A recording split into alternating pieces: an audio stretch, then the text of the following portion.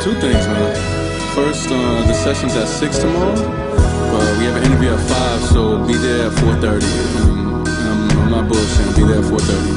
For real, I'm not lying. Second thing, I feel like we're finally starting to get somewhere. I don't know, man. I woke up remarkably clear about where we're going and everything else is going, and honestly, I don't know if it's the shrooms, I don't know, I don't fucking know, but it's clear, honestly.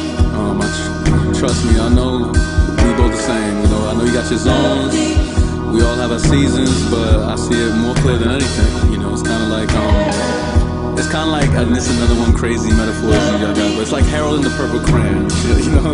It's like that cartoon where he goes and he thinks of things and he sees his obstacle and he starts drawing the shit and the doors open and all that shit, but I don't know, I feel like we just finally getting somewhere, and this is the time, you know.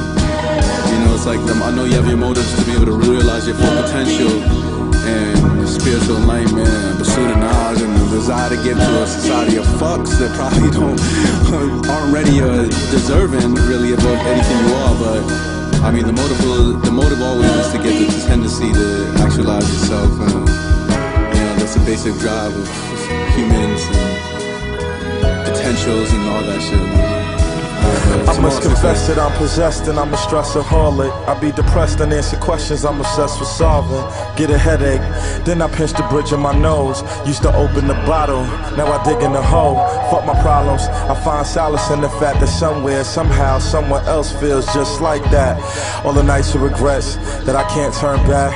Beating myself up, but I won't fight back. Cause when I swing in my dreams, I never make contact, except when it's lucid. I guess I need to get control back. My nigga Ruger said, just enjoy the moments you hear, and ain't no need for the shadows that accompany fear.